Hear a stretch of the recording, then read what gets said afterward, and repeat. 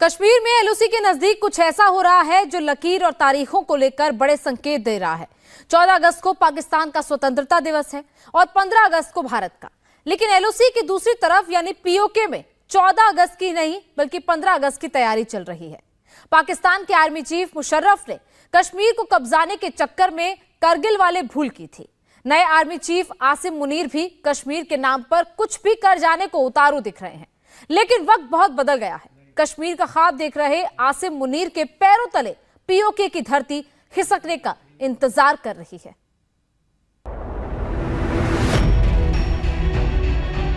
Indian air force के Garuda commando MiG-29 upgraded और हल्का लेकिन सबसे खतरनाक तेजस।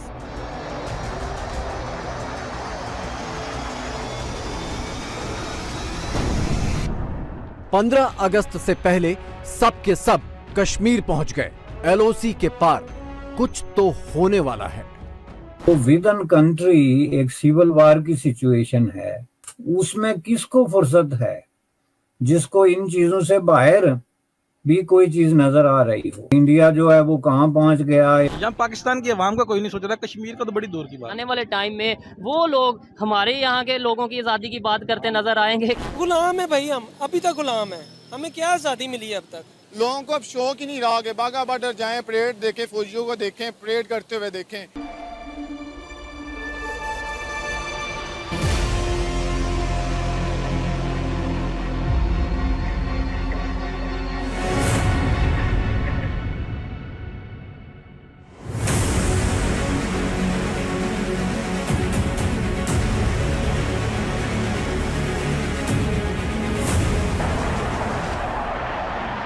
पंद्रह अगस्त से पहले कश्मीर में अचानक से हलचल बहुत तेज हो गई है।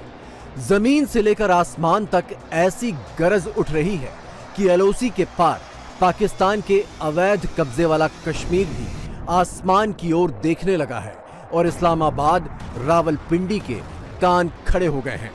इसकी वजह यह है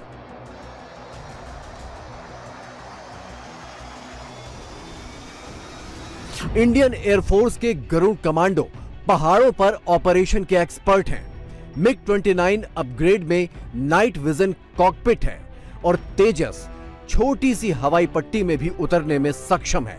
भौगोलिक स्थिति के हिसाब से ये तीनों मिलकर कश्मीर घाटी में सबसे ज्यादा कारगर हैं।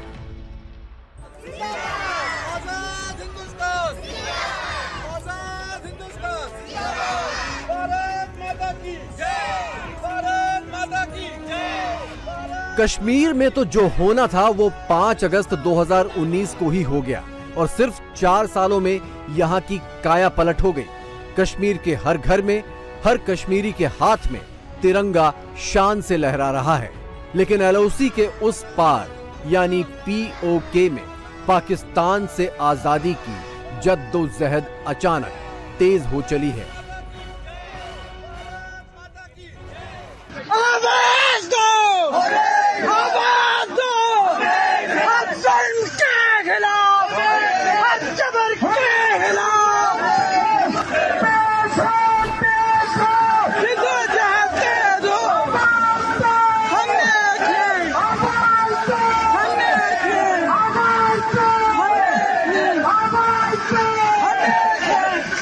तो क्या इंडियन एयरफोर्स के गरुड़ कमांडो MiG-29 अपग्रेडेड और तेजस पीओके में जारी जद्दोजहद को अंजाम तक पहुंचाने के लिए हैं?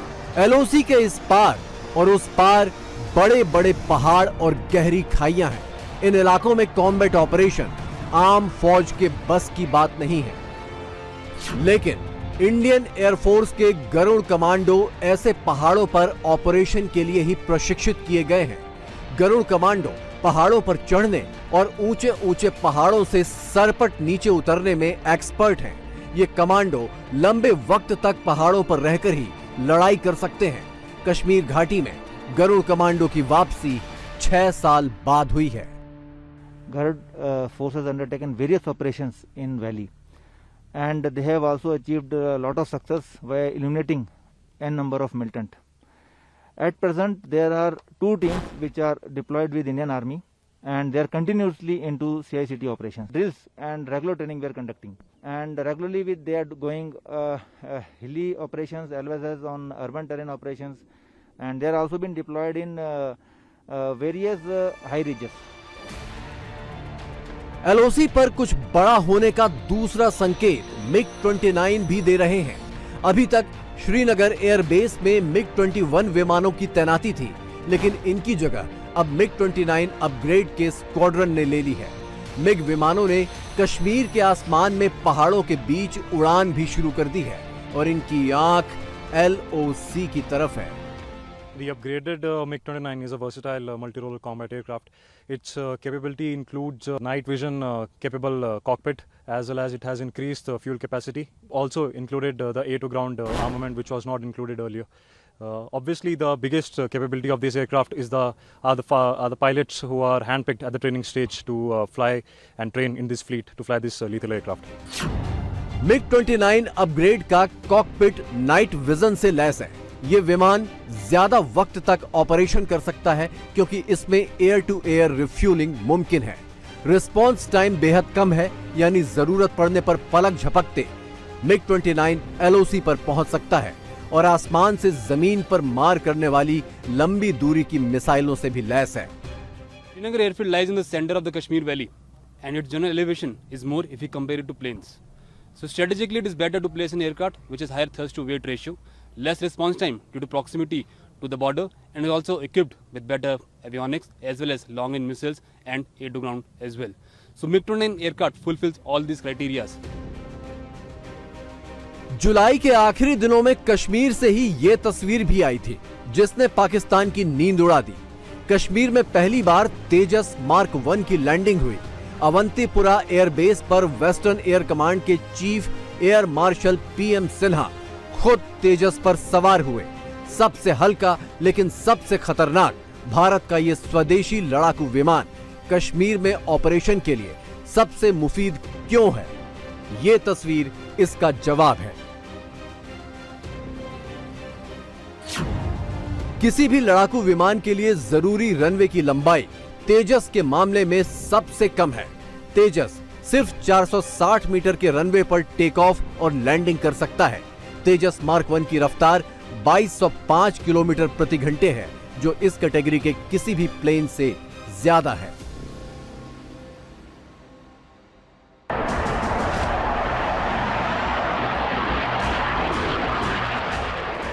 दिलचस्प बात यह है कि तेजस विमान 27 जुलाई को कश्मीर के अवंतीपुरा बेस पहुंचा था। ठीक एक दिन पहले यानी 26 जुलाई को कारगिल से रक्षा मंत्री राजनाथ सिंह ने ये ऐतिहासिक ऐलान किया था। हम LOC पार कर सकते थे और हम LOC पार कर सकते हैं, और जरूरत पड़ी तो भविष्य में LOC हम पार करेंगे। यदि हमें छेड़ा गया और जरूरत पड़ी तो भविष्य में हम LOC पार करेंगे।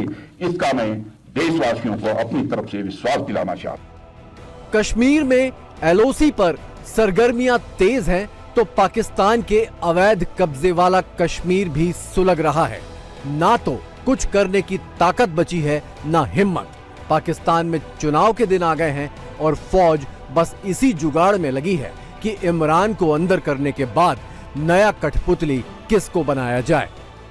हम कहाँ खड़े हैं और हमसाए कहाँ खड़े हैं, तो पाकिस्तान कहीं खड़ा नहीं है। पाकिस्तान में इस वक्त जो सिचुएशन है कि पाकिस्तान के अंदर जो वहाँ की जो ताकतवर कुव्वतें हैं, उन्होंने खुद अपने ही मुल्क के खिलाफ एक बहुत बड़ा जबरदस्त किस्म का जो है असॉल्ट, एक महाज जो है वो खोला हुआ। जो विद इन कंट्री एक सिविल वार की सिचुएशन है, उसमें किसको फुर्सत है जिसको इन चीजों से बाहर भी कोई चीज नजर आ रही हो कि इंडिया जो है वो कहाँ पहुंच गया। इन चीजों के बारे में तो वो सोच तक नहीं सकते ना। मुल्क के अंदर एक केयास की सिचुएशन है, एक अनार्की है, एक तरह की जो है वो अफरा तफरी है।